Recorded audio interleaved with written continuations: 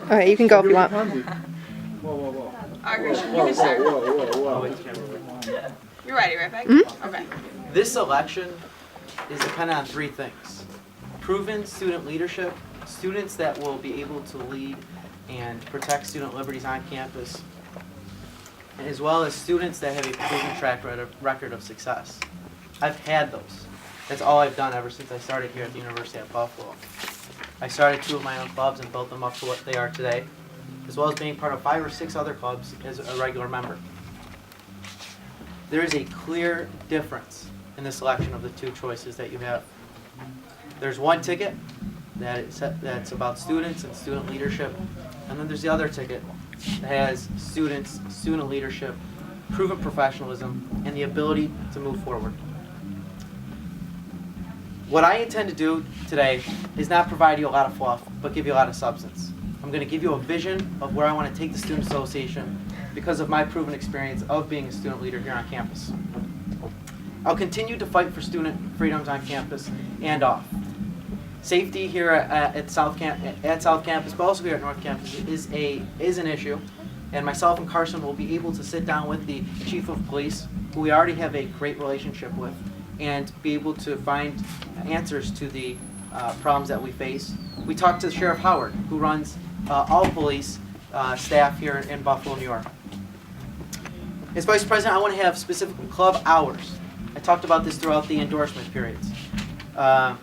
Club hours where I will be committed in my office on the weekends for an hour or 2 where student leaders of their clubs can come and talk to me about their problems and issues, but more importantly where we can solve the problem.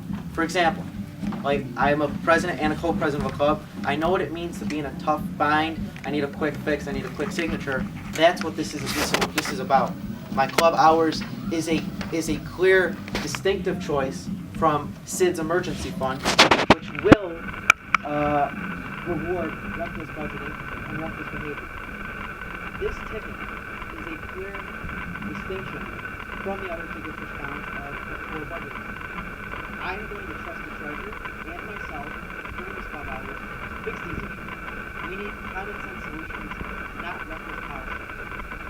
I want to have visibility on campus. I want to be able to implement meetings and events in the clubs. One thing that I know for sure is the current vice president, I've never seen that that will change over time. This position to me is more than stipend or power or whatever. This to me is about leading the next generation of leaders. And because of that reason, I'm the first candidate of many to officially reach out to freshmen. I started my own page, Freshmen to Forward. I specifically reached out in my parents' community ever since I was in high school to be able to train the future leaders in that community. Now is my time to do it here. I send out videos to freshmen and I want them to get more involved. How can we influence freshmen to participate in the Student Association? So I'm going to start my program day 1 as Vice President called Freshmen First. I will be able to select 10 to 15 freshmen and sophomores, which will be this year's freshmen, that I can mold and so they can participate in meetings that I can I've done that in my clubs. I come from 2 small clubs, UB Students for Life, as well as UB Conservatives, 2 brand new clubs, and I've understood that I'm not going to be here forever. And because of that reason, I've been able to train them to provide success for clubs, for those respective clubs for the next following years. I'm going to do that in the Student Association. This is not an election just for next week or not for next year. I'm looking towards the future. We need strong leadership in the future and for next year, and that's what I present. Another big thing is that I represent is community service. I'm not going to denigrate, I'm not going to denounce community service clubs that go out of their way to help Katrina victims. I'm not going to wage a war on community service, nor on the taxpayers that fund this university. I work in the community. I know how influential community service is, and it's absolutely disgusting that we have a party that wants to get rid of community service if a club so chooses. I stand with the community because I stand with students, and those community members that depend on students and their hard volunteer work. The accountability and professionalism that I adhere to and the values that I provide on my platform sends a clear vision that this party is truly looking forward. That we're not going to put together fluff or a reckless budgeting process through an emergency fund. We're going to tackle these solutions head on with common sense solutions that work for the everyday student. I want to speak to the people that aren't involved. I want to get them involved by being more visible on campus. I want to be able to speak to those students that are on South Lake to South Campus that have safety issues. We can tackle these issues. We have the proven leadership to do so. 30 seconds. The last thing I want to say is, again, there is a clear, distinct difference of the professionalism and of the leadership capabilities of these two tickets. You look at our resumes. You look at the absolute success that all of our members have had. And we will continue to succeed in the Student Association leadership. So I ask for your support. I ask for you to stand forward. And I ask for you to send the Student Association forward with progress. Thank you. I'll ask the first question. Yeah. I'll open it up to everyone. How would you respond to people who say with your involvement in UB Students for Life and UB Conservatives that you're too biased and one-sided? That's the best question I could ever be asked. And let me tell you two quick stories. When I was a freshman, I was in many clubs, 5 or 6 clubs, and I found UB Students for Life, which had been persecuted under the Student Association for 25 years. 25 years. And I said, what can I do with my LASA, Air, InterVarsity, all those clubs? What can I do with those connections and help another club out? So I started that club, and I got them to be a temporary club and an established club. But here's the big thing, Aaron and reporters. I went into Vice President Shervin Stoney's office, and he said to me, we don't want you guys here. And what they did is they took our a sheet to be a club, and they would always put it on the bottom. If that isn't discrimination, if that isn't prejudice, I don't know what is. And it would be entirely hypocritical for me to do the same to other people that have differing views. The real tolerant ones, the students with real tolerance, tolerate many different points of view. Tell me why UB Conservatives is now the largest political group on campus. Because we have liberals, conservatives, and independents. It's the greatest political force on campus. Because we have an open atmosphere. Believing in the free market believes in a wide variance of ideals. And I will not discriminate because of what I believe in. Because it happened to me. It's disgusting what happened when I was a freshman. To tell a student as vice president, we don't want your club here, it's egregious. And that's why I'm running to represent all students. And I will not be a hypocrite, and I will never do that to someone who differs from my point of view.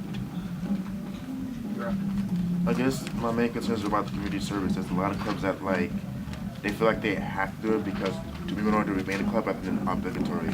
Like what would you do to lead yourself to those types of clubs? So we've identified the problem that those clubs don't really want to do community service. My experience, my past has shown, I was vice president of my community service club in the National Honor Society in Clarence High School. I'm from this area. So I've worked with an array of groups that care about many different things.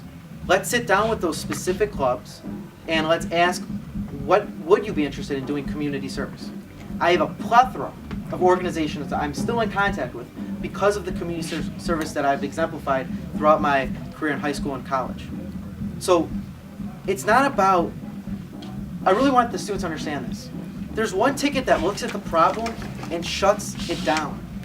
There's another ticket that looks at the problem and says, let's find a common sense solution where we can keep community service, where we can keep that invigoration for public service, and let's find a way where both parties are happy. And at the final equation, we get the community is still happy because the community serves us, and we in turn serve the community. Starting to go off of what Aaron asked you, because I do hear from a lot of students that you come off as biased or one-sided. As vice president and dealing with a lot of clubs, how would you be receptive to more liberal ideas, or if someone came to you? I know you said like you would still be open-minded, but because you work with so many clubs that do have like liberal, I don't know, ideas. Well, again, I'm representing my ideas, my own political views. What I find so almost funny is we had a presidential candidate last year who was very liberal, but no one asked, well, will your ideas carry for all the students? But because I'm so happen to be conservative, now I'm being targeted as, oh, you won't represent all the students. I'm telling you, I will represent all the students because I've done it before. I have a club where there's Democrats and liberals in it. I don't know how more blatant it gets.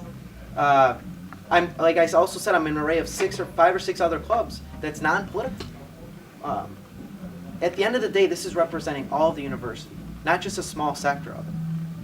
I've shown that throughout my past that, look, this isn't about personal politics. This is finding the person that's the best to lead the campus to a more successful student association. And I've shown that time and time again. One question left.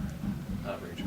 You said you want to work with freshmen. Yeah. A lot. How do you? A lot of them aren't really aware of, the certain Facebook groups they have to join. How are you plan on reaching out to them, making sure they know that you're there? That's a great question. I created myself Freshmen for Forward on Facebook, and right now we have 10 or 11 freshmen activists that are on our campaign. We have kind of a mini professional staff, and when they heard about us, they said, we want to get involved. We don't even know what the Student Association is, and that's why I created it. Now, moving forward, I want to create Freshmen First.